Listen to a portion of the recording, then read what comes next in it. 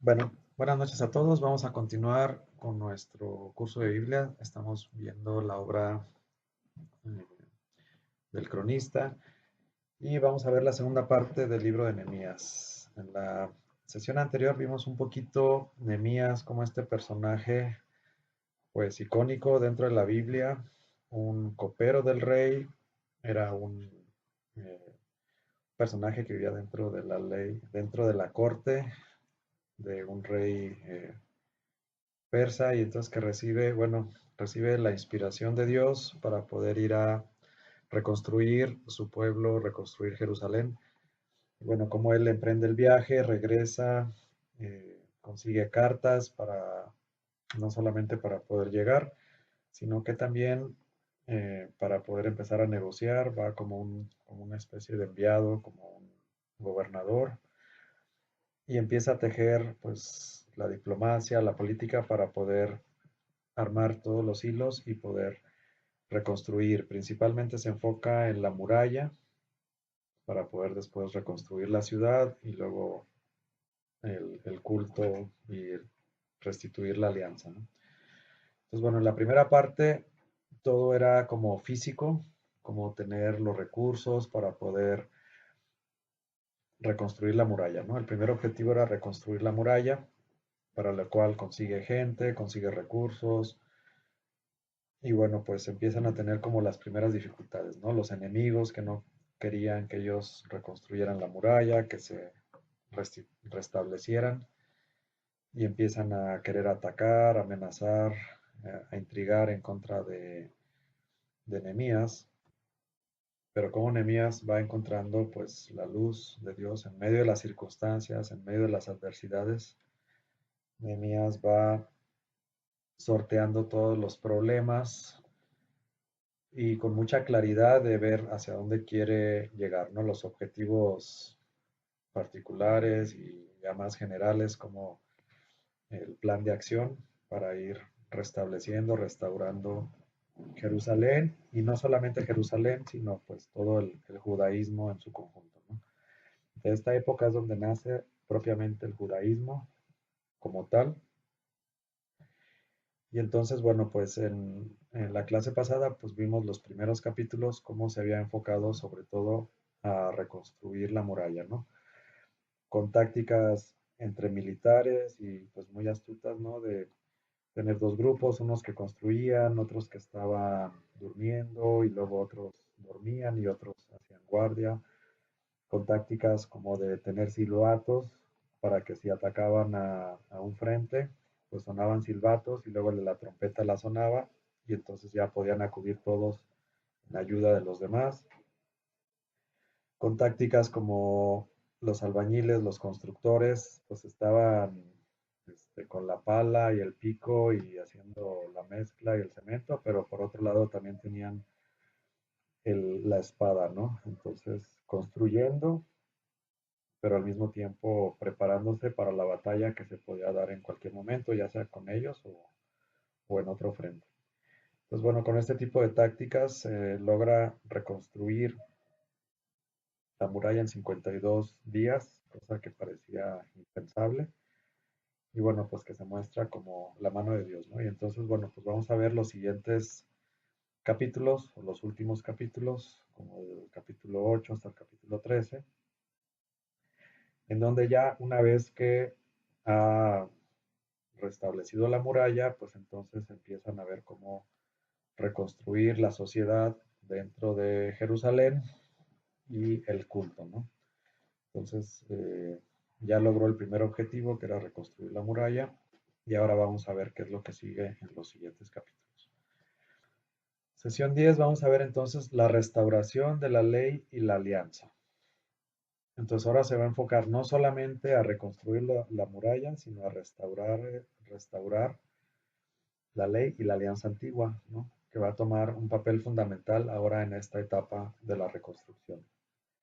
Vamos a ver los capítulos del 8 al 13 en esta presentación y vamos a ver la reconstrucción interior del pueblo de Dios, ¿no? Ya reconstruyó la muralla, ahora falta reconstruir el pueblo de Dios, ¿no? Que parece pues más difícil que solamente la muralla. Dice aquí de los muros de piedra a los muros de la Torá. Entonces, bueno, pues va a ser una labor muy encomiable la que va a emprender Nehemías. El contexto crítico, entonces, bueno, ¿de qué sirve una ciudad segura si está vacía de Dios? En Nehemías del 1 al 6 se preocupa de la seguridad externa, de reconstruir la muralla, tapar todos los huecos, poner las puertas y pues tener esa seguridad externa física, donde el protagonista va a ser el gobernador, o sea, Nehemías, con especial énfasis en la piedra, ¿no? La reconstrucción. Y en Nehemías del capítulo 8 al capítulo 13 vamos a ver una seguridad, pero no externa, sino más bien interna, ¿no? Al interior del pueblo. El protagonista no va a ser tanto Nehemías, sino más bien eh, Esdras, que va a ser el escriba, y la palabra. Pues ahora el énfasis no va a estar en el ladrillo, sino en la palabra, en la ley, y el protagonista no va a ser un poder político, sino un poder religioso, ¿no? El sacerdote o escriba. Los muros están terminados, pero la ciudad es espiritualmente vulnerable. El liderazgo pasa de la gestión de obras a la gestión de la memoria con la Torá como nuevo centro de gravedad.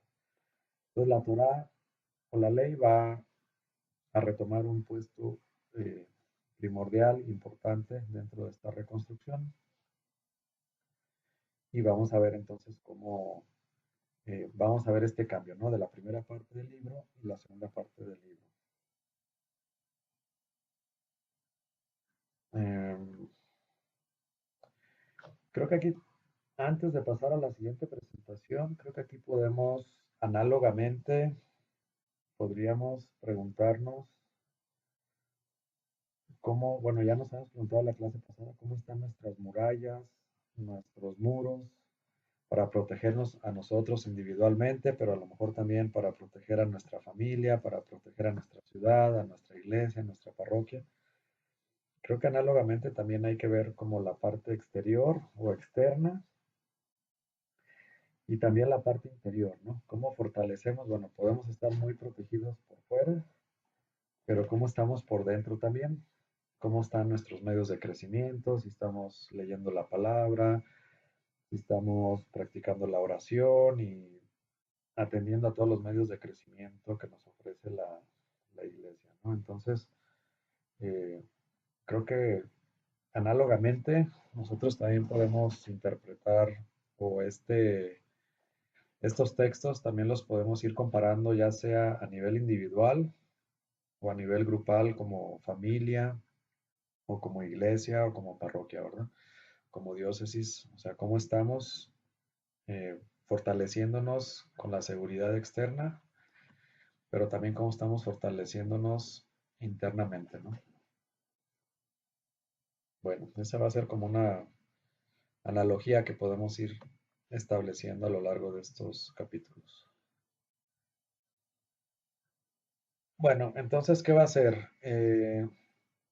Vamos a ver entonces, desde el capítulo 8 y 9, entonces vamos a ver cómo la figura religiosa más importante que en ese momento es Esdras, es quien va a leer la Torá o la ley en ese momento, la va a estar leyendo en público. Acordémonos entonces que pues la palabra se copiaba a mano y entonces no había tantas copias, ¿no? De pergaminos o de papiros. Pues solamente pues muy pocas personas tenían acceso a las sagradas escrituras y entonces en ese contexto Esdras empieza a leer toda la ley a lo largo de todo el día y empieza a leerlo en enero, ¿no? Aquí tenemos una ilustración, cómo está un poco en un estrado, en una tarima así un poco elevada, para que lo vean y para que lo escuche todo el pueblo de Dios, ¿no? Para que puedan reconstruir o que pueda, sí, reconstruir o recordar pues toda la ley, ¿no? Toda la ley, los profetas, los escritos, todo lo que estaba escrito acerca de Dios, que lo pudieran escuchar. Posiblemente ya habían pasado varias generaciones o nada más se acordaban así poquito. Y entonces ahora van a establecer un compromiso, una nueva alianza, ¿no? Van a renovar esa alianza. Aquí dice lugar, Plaza de la Puerta de las Aguas, un espacio público, el primero de Tishri, Rosh Hashanah, Año Nuevo. El Año Nuevo en esa época se celebraba en el mes de Tishri. Y bueno, aprovechando esta celebración, se utiliza para dar una relectura, no, lectura. Ahora, ¿qué sucedía? Que el texto estaba escrito en hebreo, todo el texto del Antiguo Testamento se escribió en hebreo, y la mayoría del pueblo ya no hablaba hebreo, a lo mejor ya hablaba arameo. El arameo es como un dialecto muy similar al hebreo, pero pues, es un poco diferente. Y entonces, bueno, pues lo leí en hebreo, podría ser que lo estuvieran traduciendo al arameo para que lo pudieran entender, interpretar y, y entender exactamente el sentido de la palabra, ¿no? Aquí tenemos cuál es la dinámica de la lectura. Es un poco parecido a la Lección Divina, o la herramienta que tenemos nosotros en la Iglesia Católica como un modelo de vivir la palabra, de escucharla y hacer la vida. Aquí habla de una lectura de la palabra, una explicación, una comprensión y una reacción, ¿no? En los métodos de Lección Divina, bueno, pues se habla de una lectura, ver exactamente qué es lo que me dice el texto a mí, analizar el contexto, las notas al pie de página, luego entenderlo, meditarlo, como primero leer lo que dice exactamente el texto, no lo que pensamos que dice, sino lo que realmente dice el texto. Luego tenemos como una explicación, a lo mejor ubicarlo dentro del contexto, a lo mejor si podemos profundizar a ver en qué época fue escrita, por quién fue escrito, etcétera, como toda esa explicación de la escritura. Luego ya comprender un poquito más la palabra, ¿no? A lo mejor meditarla, comprenderla, cosas, herramientas que nos ayudan a comprender la palabra. Y luego ya tener una respuesta a esa palabra, ¿no? ¿A qué me comprometo con esta lectura? Entonces aquí nos dice qué es lo que dice el texto y luego ya aquí qué dice el texto en sí mismo y luego ya qué es lo que me dice a mí y luego meditar la palabra para ver qué es lo que Dios nos quiere decir a través de su palabra y luego como respuesta nosotros cómo le contestamos y cuál es nuestra respuesta, cuál es nuestro compromiso en base a la palabra que hemos leído, ¿no? Bueno, es una analogía, ¿no? Entre lo que escuchó el pueblo y el método de la lección divina.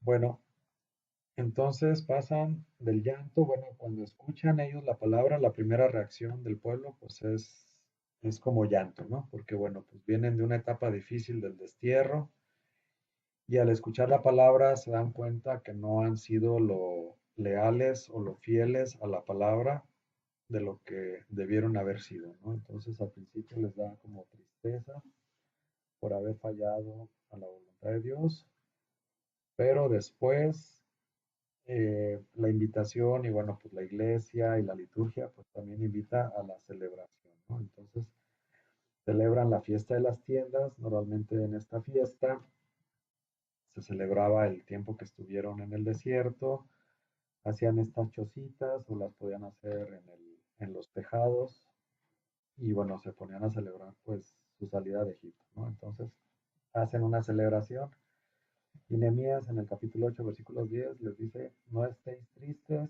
porque el gozo del Señor es vuestra fortaleza, ¿no? Entonces el seguir al Señor no debería de ser tristeza, sino alegría.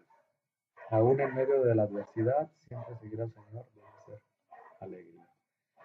Y dentro de todo, pues hay espacio para la celebración o la celebración litúrgica, ¿no? La celebración de esta fiesta.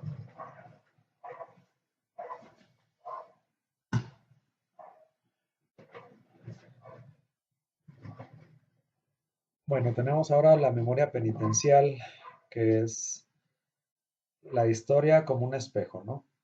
Tenemos como un espejo la fidelidad de Dios y la infidelidad del pueblo, ¿no? Si se acuerdan, la alianza que había establecido en el Sinaí, la alianza era como un matrimonio, ¿no? Que había establecido el pueblo de Israel con Yahvé. ¿Cuál era esa alianza? Entonces el pueblo de Israel se comprometía a cumplir los mandamientos y Dios se comprometía a ser su Dios. Tú serás mi pueblo y yo seré tu Dios, ¿no? Entonces, ¿qué es lo que sucede? Bueno, si hay fidelidad de Dios, Dios cumple con su palabra, cumple con su parte en esa alianza. Sin embargo, el pueblo no cumple con su parte, ¿no?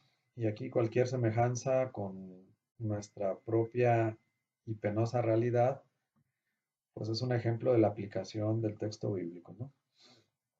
Lo podemos aplicar incluso a nosotros mismos, ¿no? Como Dios es fiel, siempre nos da todo lo mejor, la creación, etcétera, nos da todo, cumple su promesa, cumple con su parte, y sin embargo nosotros a veces somos infieles, a veces no cumplimos con lo que está de nuestro lado, ¿no? Y era pues algo relativamente sencillo, que era cumplir los mandamientos, pues sencillo y difícil, ¿no? De cumplir. Y entonces vemos cómo el pueblo, bueno, Dios es fiel desde la creación, elige un pueblo a través de Abraham, permite que salgan en el Éxodo, les regala una tierra prometida, etcétera. Él va cumpliendo con su parte, ¿no? Permite que conquisten la tierra prometida, va al frente de sus batallas, etcétera. Entonces Dios es fiel y se convierte en el Dios del pueblo.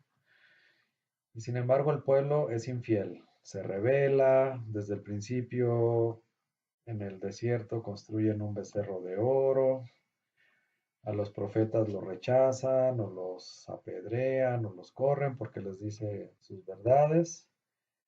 Y entonces, ¿qué sucede? Bueno, pierden la protección de Dios, quedan, quedan expuestos a los pueblos vecinos y los pueblos vecinos pues, no se aprovechan, los invaden, los deportan, los exilian, etcétera, ¿no? Los esclavizan.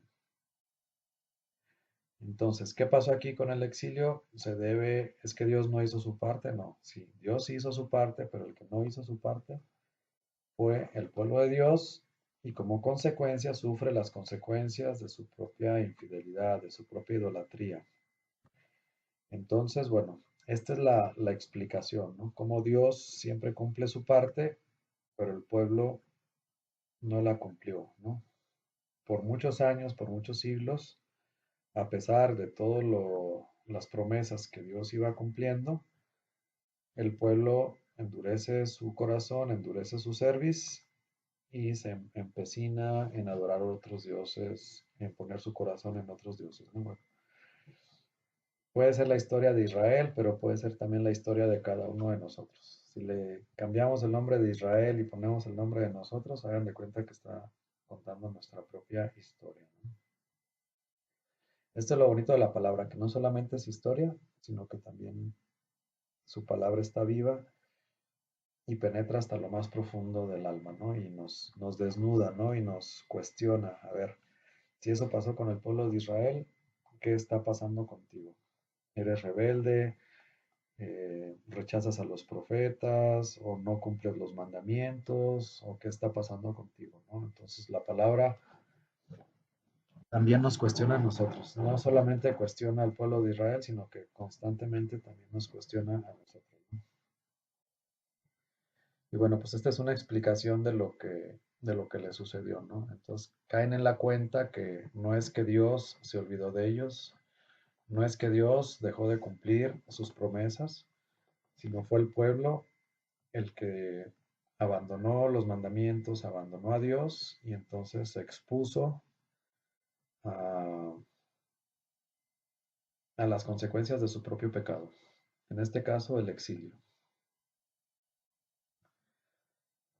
Bueno, y entonces, después de leerlo, va a haber una va a haber un compromiso de parte de todo el pueblo. Aquí me gustaría leer directamente la Biblia. Bueno, vamos al 9:33 en la Biblia. Me gustaría pasar a la Biblia.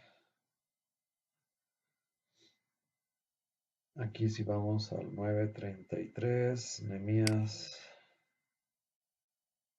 Me gustaría que escucháramos aquí esto. Dice 9:33.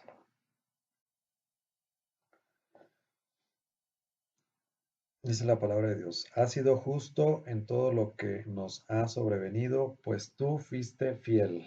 Se están refiriendo a Dios, ¿verdad? Y nosotros malvados. Eso lo podríamos subrayar.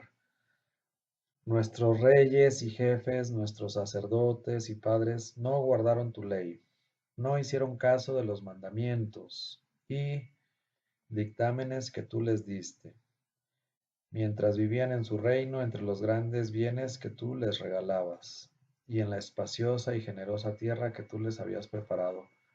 No te sirvieron ellos, ni se convirtieron de sus malas acciones.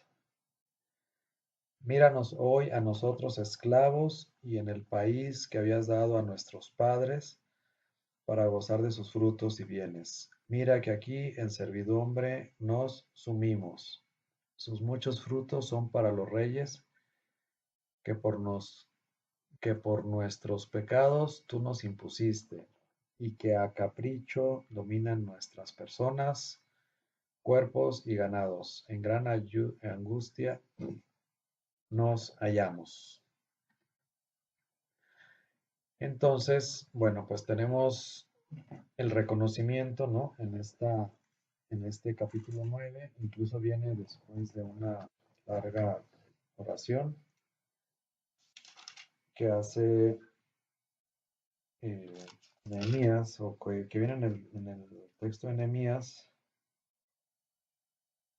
Aquí dice en el capítulo 9, en el día 24 de aquel mismo mes se congregaron los israelitas para ayunar, leyeron en el libro de la ley por espacio de un cuarto de día, y bueno, pues después de leerla o de haber escuchado la palabra de Dios, pues tenemos esta pequeña oración que encontramos en el capítulo 9, ¿no? Es como una oración en la cual alaban a Dios por todo lo que han recibido a lo largo de toda la historia, hacen como un recuento, como un resumen de toda la historia, desde que Dios los sacó de Egipto, etcétera. Y bueno, pues terminan con esta conclusión que les acabo de mencionar, ¿no? En esa conclusión, entonces ellos reconocen que sus dirigentes, que sus sacerdotes, etcétera, o incluso que el mismo pueblo, no nada más los gobernantes, sino también el pueblo, pues se han alejado de los mandamientos. Creo que aquí la clave van a ser los mandamientos, ¿no? Era parte de la alianza. Y es que los mandamientos siempre son y siempre siguen siendo camino de salvación, incluso hasta el día de hoy. Si se fijan, nosotros también, cuando nos confesamos, pues nuestra guía para encontrar ahí para hacer nuestro examen de conciencia, pues siguen siendo los mandamientos. Los mandamientos para nosotros siguen siendo camino de salvación. Los mandamientos es como que el primer paso que nosotros tenemos para acercarnos a Dios es cumplir los mandamientos. A veces se nos olvida, a veces nos quedamos atorados en nuestro pecado dominante que comentábamos en la otra sesión, pero los mandamientos siempre han sido a lo largo de la Biblia y lo son al día de hoy a nivel personal, un camino de salvación. El primer paso que tenemos que hacer para acercarnos al Señor es cumplir los mandamientos. A veces, aún incluso estando dentro de la iglesia, pues se nos pasa o somos muy condescendientes o incluso podríamos hasta abusar de la misericordia de Dios, ¿no? El hecho de tener el sacramento de la reconciliación, pues a lo mejor nos podemos caer en la tentación o en ese pecado de decir, bueno, pues al rato me confieso y ya no pasó nada, ¿no? Entonces, no debemos de abusar de la misericordia de Dios y también, este, pues tenerlos siempre presentes, ¿no? Cuando a Jesús se le acerca el joven rico, le dice, ¿qué tengo que hacer para ganar el reino de los cielos? Y Jesús luego lo remite, ve y cumple los mandamientos, ¿no? O sea, la primera reacción de Jesús es cumplir los mandamientos, o sea, cumple la ley y bueno, pues nosotros también, cuando hacemos nuestro examen de conciencia, pues también nuestra primera obligación es cumplir los mandamientos. Ya cuando el joven rico le dice, bueno, pero es que ya los he cumplido desde que era joven, ah, bueno, pues entonces ahora vas y vendes todo lo que tienes y sígueme, ¿no? Entonces, bueno, como que el primer nivel es cumplir los mandamientos, ¿no? Y no solamente es alejarnos del pecado, creo que es algo importante o el primer paso de los primeros pasos, sí, dejar de caer en los pecados que vienen descritos dentro de los 10 mandamientos que nosotros tenemos en la Iglesia Católica, que acuérdense que también esos 10 mandamientos pues abarcan muchos aspectos, no es nada más eh, uno solo, ¿no? O sea, es todo lo que incluye ese solo, ¿no? Por ejemplo, donde dice, no matarás, ah, pues yo no he matado a nadie. Ok, ya. Bueno, sí, pero Jesús luego en el Evangelio nos dice, aquel que se enoja con su hermano es como si hubiera matado a su prójimo, ¿no? Entonces, no solamente es no matar, también es no enojarse con el prójimo. Entonces, ahí nosotros, en ese examen de conciencia, pues tenemos que atender los mandamientos, pero no es nada más como un checklist de que este sí y este no, sino profundizar en cada uno de ellos y ver en qué estamos fallando, ¿no? Entonces, en esa época, pues era los mandamientos, pero en la fecha actual, en la época actual, también siguen siendo el primer paso para la salvación, ¿no? O el primer checklist, o primer, no solamente un checklist, pero sí como el examen de conciencia, ¿no? De ver en dónde estamos parados en nuestra relación con Dios, en lo que Dios espera de cada uno de nosotros.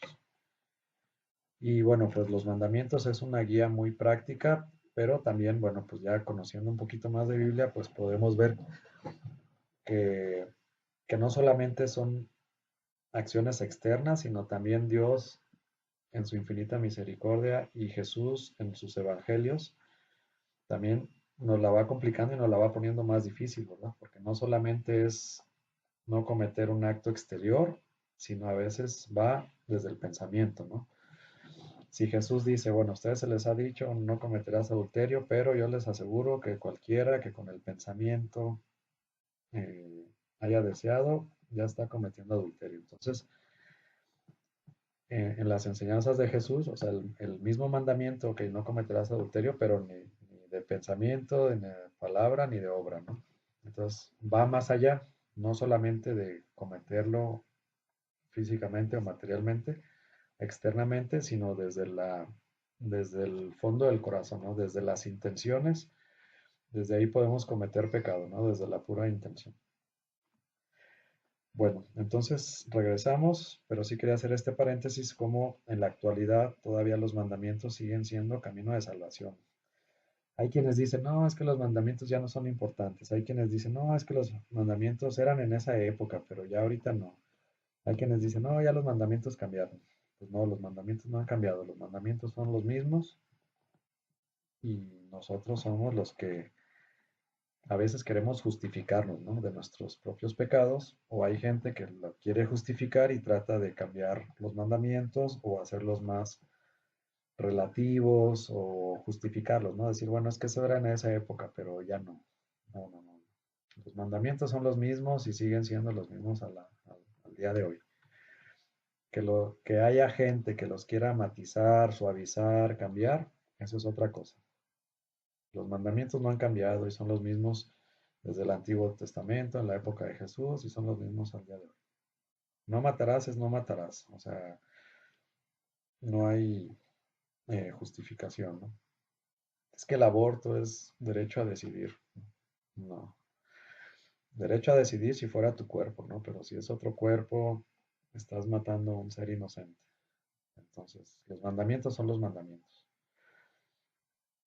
Entonces, bueno, pues no hay que relativizar los mandamientos, ¿no? Los mandamientos son o no son, los cumplimos o no los cumplimos. O sea, y creo que un buen examen de conciencia nos ayuda a definir, y sobre todo en oración y pidiendo la ayuda del Espíritu Santo y conociéndolos, ¿no? Conociendo los mandamientos, pues podemos tener un filtro claro para saber en dónde estamos parados en nuestra relación con Dios.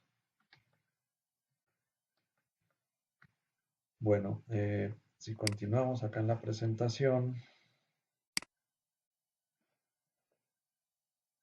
bueno, después de que leen toda la palabra de Dios, entonces hacen y firman un compromiso, ¿no? Se comprometen Nehemías, los sacerdotes y los levitas y los jefes del pueblo en representación de todo el pueblo, hacen un compromiso y después de que lo escucharon, la palabra, o sea, la lectura en la voz de Esdras, entonces la comunidad se compromete y firma de que van a cumplir la ley. Es un compromiso bien fuerte, ¿no? O sea, no solamente se trata de escucharla, sino de comprometerse a cumplirla. Y bueno, pues las cláusulas de la alianza son los pilares de la identidad. Esta alianza no solamente es para que se vuelvan al Señor, sino también les va a dar identidad como pueblo, ¿no? Como les comenté, esta época es donde se establece el judaísmo como tal, como pueblo-nación. ¿A qué se comprometen? Bueno, la pureza de los matrimonios, no dar hijos ni hijas a extranjeros. Bueno, en esa época parecía importante o era un riesgo muy grande que se casaran con hijos, hijas extranjeras, porque el riesgo que había era perder la fe ante el sincretismo religioso, ¿no? El problema no es que si eran de raza pura o no eran de raza pura, eso era, pasaba a segundo término. Realmente el problema era que, como le había pasado a Salomón, que se casó con muchas esposas y muchas concubinas y termina adorando a otros dioses, ¿no? Entonces ese era el problema y por eso en esa época ponen mucho énfasis en tratar de mantener matrimonios al menos eh, puros, les llaman ellos, no de sangre, sino de religión, ¿no? O sea, que se mantenga y que pers- eh, que se persevere, bueno, sí, que permanezca la religión, ¿no? En los matrimonios y en los hijos.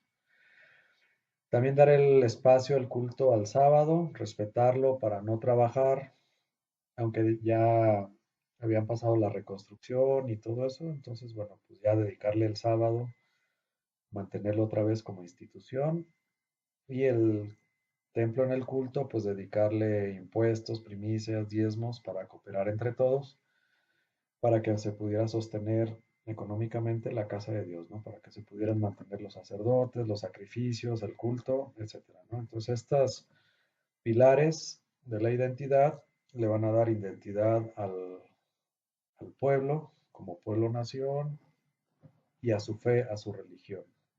Entonces, volver al pasado, volver a sus raíces para mantener esa identidad. Bueno, también hay un texto ahí en Nehemías 12:43 en donde se dedican los muros, en donde, bueno, pues se consagran, ¿no? Hacen como una peregrinación, un peregrinaje, una caminata por dentro para dedicar los muros, para dedicar la muralla. ¿Y qué pasa? Bueno, pues en Nehemías 13 tenemos pues problemas, ¿no? Que continúan. Por un lado, un enemigo, Tobías, que vive en una cámara de un templo. Por otro lado, tenemos el culto. Levitas huyen a trabajar a sus campos porque no pueden mantenerse dentro del culto. Y la profanación del tiempo, gente pisando uvas y comerciando en sábado, ¿no? Entonces, de repente, cuando alguien deja de exigir, se cae, ¿no? Todas las normas tienden a caerse. Entonces ya como que no les importa trabajar el sábado, como que no cooperan con el templo para que los sacerdotes puedan vivir de ahí y hasta los enemigos tienen su propio espacio. Entonces, Nehemías establece reformas drásticas, ¿no? Expulsa o arroja los muebles de Tobías fuera del templo, restituye, obliga a traer los diezmos para los levitas, ¿no? Lo hace obligatorio tener estos diezmos. También desde el viernes cierran la ciudad hasta el sábado para que no haya entradas ni salidas y la gente se quite la tentación de estar trabajando en esos días. Y la confrontación también les llama la atención acerca de los matrimonios mixtos. Ojo, habíamos visto entonces cómo en esa época y por esas circunstancias eran mal vistos los matrimonios mixtos. En la Iglesia Católica se permiten los matrimonios mixtos, no sé si han escuchado, pero en la Iglesia Católica eh, hay ciertas circunstancias que permiten que existan matrimonios mixtos, no sé si han escuchado. Se puede casar dentro de la Iglesia Católica, por decir, una mujer católica con un hombre protestante o al revés, una mujer protestante con un hombre católico. ¿Se pueden casar en la Iglesia Católica? Sí, ¿verdad? Existen los matrimonios mixtos. Tiene que ser por excepción, tienen que tener un permiso del obispo explícito. Y normalmente lo que se pide, bueno, pues cuando los dos están muy convencidos de su religión y no quieren, o sobre todo la parte que no es católica, no quiere convertirse al catolicismo, entonces se permiten, pero bajo cierta condición. ¿Cuál es la condición? Normalmente la persona que sí es católica, sea hombre o sea mujer, tiene que comprometerse a cuidar su fe, a defender su fe y sobre todo a educar a los hijos en esa fe, ¿no? Como que es la condición que pone la Iglesia Católica, que la parte católica, que puede ser el hombre, puede ser la mujer, se compromete a educar a los hijos en la fe católica, ¿no? Entonces, es como la condición que pone la Iglesia Católica para permitir un matrimonio mixto. Entonces, ¿sí existen los matrimonios mixtos dentro de la Iglesia Católica? Sí. Normalmente van a ser a lo mejor, bueno, puede ser cualquier religión. Pero nuestras circunstancias pues son diferentes a las que existían en ese tiempo, ¿no? Ahí en ese tiempo pues había poquita población en Jerusalén y bueno, pues el riesgo principal que había ahí era pues que desaparecieran como pueblo-nación, ¿no? Yo creo que ese era el principal riesgo. No había tanta gente, no estaba superpoblado Jerusalén y bueno, pues era de los problemas que tenían. Entonces, bueno, en ese momento, en esa circunstancia histórica, para ellos sí era muy importante que se mantuvieran matrimonios con la misma religión, ¿no? ¿Cuál era la religión? Pues la religión judía o israelita, pero que en ese momento se establece ya el pueblo judío. ¿Por qué? Porque el riesgo grande era de que desapareciera el pueblo, ¿no? O que desapareciera su identidad. Y es que, pues la identidad va desapareciendo, ¿no? O se ven en ese tiempo, ¿no? De que no solamente se casaban, por decir, con mujeres o con hombres extranjeros, sino que al rato ya no hablaban el idioma de ellos, ya no profesaban su fe. Y bueno, pues es algo que va pasando. Por ejemplo, veamos las migraciones y veamos Europa, cómo se está descristianizando Europa por la migración, ¿no? Principalmente de África, pero de una religión musulmana. Y entonces, debido a dos factores, ¿no? A la poca reproducción dentro de los países europeos, que han reducido sus tasas de natalidad enormemente y han reemplazado pues esos espacios que tenían en las escuelas, en los puestos de trabajo, en lugar de reemplazarlos con jóvenes, los han reemplazado con inmigración a veces legal, a veces ilegal, pero sobre todo, bueno, de otra cultura, de otro idioma eh, y de otra religión. Entonces, Europa se está descristianizando y se está haciendo islámica, ¿no? Por tanta inmigración y, y porque en el futuro pues es una tendencia, ¿no? Si ya son un porcentaje grande de la población, pues ahora imagínense en 20, 30, 50 años, ¿no? pues, naciones que tradicionalmente eran cristianas, principalmente católicas, pues ya de repente vemos naciones que son más, en porcentaje, son más islámicas este, que cristianas, ¿no? Entonces, bueno, pues es el riesgo, ¿no? Es el riesgo que ellos veían y entonces, bueno, pues como que prohibían o forzaban mucho a que trataran de casarse con personas de su misma religión, pues para que se mantuviera la misma religión y no se perdiera. Bueno, entonces la identidad judía posexílica. Entonces, ¿cuál es la síntesis lógica? Tenemos en el centro tenemos la Torá y el templo, van a ser los dos los pilares importantes del judaísmo posexílico. Y luego tenemos una comunidad santa y luego las demás naciones, ¿no? La separación no es rechazo, es un cerco protector, es en ausencia de independencia política, la identidad se construye sobre la fidelidad religiosa. Entonces, su identidad como pueblo-nación depende de la fidelidad religiosa.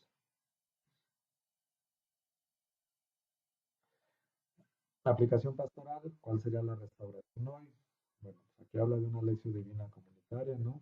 Enfocarnos y conocer más la palabra como el pueblo de Dios, escucharla como la escuchaban ellos, o leerla, meditarla, escucharla. Una vigilancia continua. Bueno, aquí la lectura para entender y cambiar, ¿no? Creo que también la lectura de la palabra nos debe de llevar a acercarnos más a Dios y también a nuestra propia conversión. Luego también tenemos una vigilancia continua, ¿no? La reconstrucción espiritual requiere mantenimiento diario. Si ya pudimos construir las murallas alrededor de nosotros para protegernos del enemigo, pues tenemos que estar dando mantenimiento diario para que no se nos vuelvan a hacer esos boquetes que teníamos. Ya sea a nuestra persona, a nuestra familia. Fíjense que aquí la familia es bien importante, ¿no? Porque a lo mejor podemos tener un cerco o nosotros individualmente tener el cerco, pero ¿qué tal la pareja? ¿Qué tal los hijos? Y a veces por ahí es donde se mete el enemigo, ¿no? Que tienen boquetes muy grandes. Que la tablet o el celular eduque a sus hijos, ¿no? Es terrible, ¿no? Como desde chiquitos, desde bien chiquitos, dale la tablet para que ya se esté quieto, ¿no? Y cada vez más chiquitos, ya niñitos de 3, 4 años o desde un año ya saben mover así las tabletas y los celulares, ¿no? Y los papás bien contentos porque el niño ya se distrajo y ya se quedó viendo ahí la pantallita, ¿no? Eh, yo creo que ese es un boquete grande, grande, grande, grande que están poniendo en la fe, en el alma de ese niño, ¿no? O sea, les están poniendo como una bomba atómica en sus manos a ese pobre niño. Ellos con tal de que no les esté dando lata, que no esté traveseando el niño, que no esté inquieto, y ya se lo empiezan a dejar. Los niños se hacen adictos a las pantallas, a los contenidos. Al rato los niños ya le mueven más y al rato los niños ya saben más que los papás, ¿no? Entonces, sin una vigilancia, sin controles, sin límites de horarios, nada, un cuidado de ver los contenidos que están viendo. Y al rato, pues, desde bien chiquitos, ¿no? O sea, tienen acceso a un montón de contenidos que nosotros de niños nunca nos imaginamos, ¿no? Tanto contenidos buenos como contenidos malos. Desafortunadamente, los contenidos malos son los que más prevalecen y a veces cualquier cosa que buscan y ya les aparece un montón de cosas.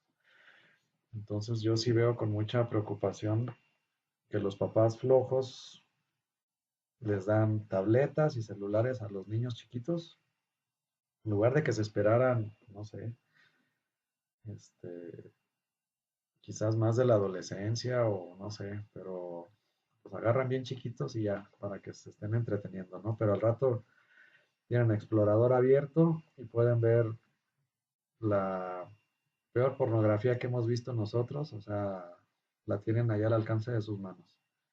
Y los papás ni cuenta se dan de lo que están poniendo en las manos de sus hijos, ¿no? Entonces, bueno, pues tener cuidado, ¿no? Con esos huecos o esos boquetes que dejamos en nosotros, en nuestra familia o en las personas cercanas a nosotros, ¿no?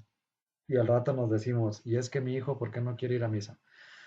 Y es que los jóvenes de ahora, ¿por qué no creen en Dios? Y es que los jóvenes de ahora, ¿por qué son ateos? Y es que los jóvenes de ahora, ¿por qué están a favor del aborto?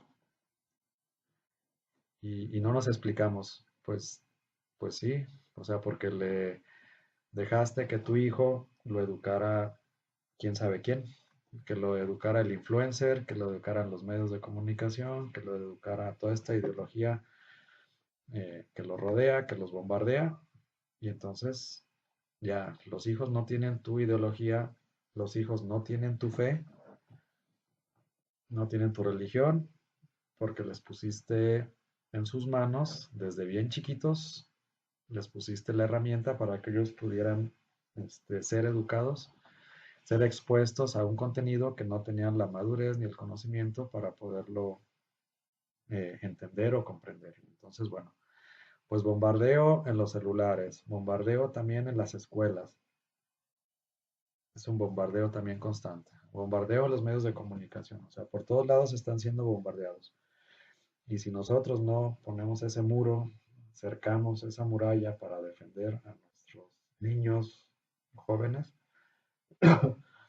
pues entonces eh, todo surte su efecto, ¿no? Surte su efecto y entonces, pues ahí tenemos la respuesta porque ya a los jóvenes no les gusta ir a misa, porque a los jóvenes están a favor del aborto, están a favor de la ideología de género, están a favor de un montón de cosas y ya no son ni católicos, ya no saben ni qué son, si son ateos por la gracia de Dios o no saben ni qué son.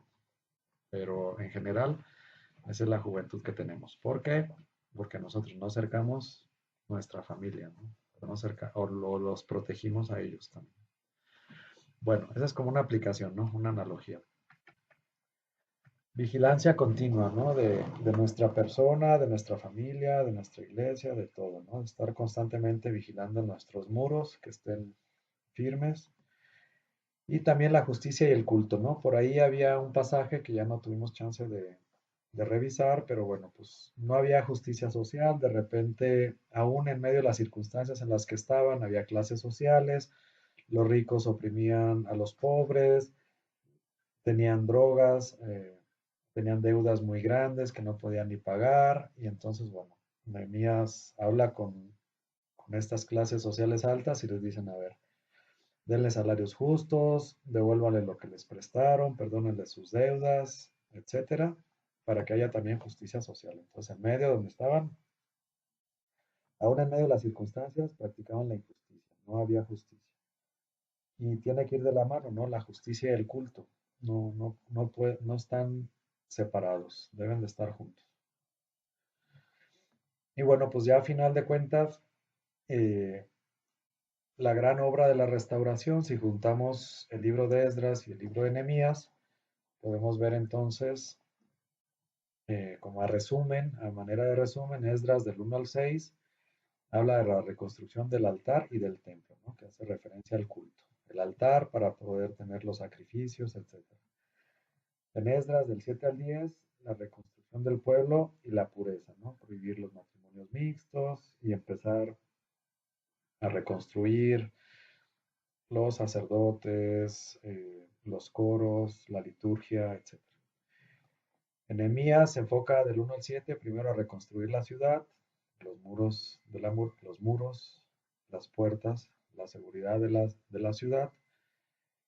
Y después del 8 al 13, reconstruir la identidad, reconstruir la alianza, restablecer esa alianza antigua, hacer un nuevo pacto para renovar la misma alianza, pero renovada. No es una alianza diferente, sino que es la misma, pero renovada, ¿no? Renovar esa alianza. Y bueno, pues tenemos aquí toda la obra en su conjunto y pues la bibliografía de este curso. Señor, te damos gracias por tu bondad y por tu misericordia. Agradecemos también tu palabra porque es fuente de luz y es antorcha para nuestros pasos. Ilumínanos y guíanos, ayúdanos a comprender esta palabra para mejorar nuestra vida y para saber qué es lo que tenemos que hacer. Darnos esa claridad que le diste a Nehemías para poder sobreponernos a los obstáculos que nos impiden acercarnos hacia ti. Te lo pedimos por Jesucristo nuestro Señor. Amén. Dulce Madre, no te alejes, estuviste en una parte, ven conmigo a todas partes y solo nunca nos dejes. Ya que nos proteges tanto como verdadera Madre, haz que nos bendiga el Padre, el Hijo y el Espíritu Santo. Amén. Nos vemos la próxima semana. Dios mediante. Buenas noches, que descansen.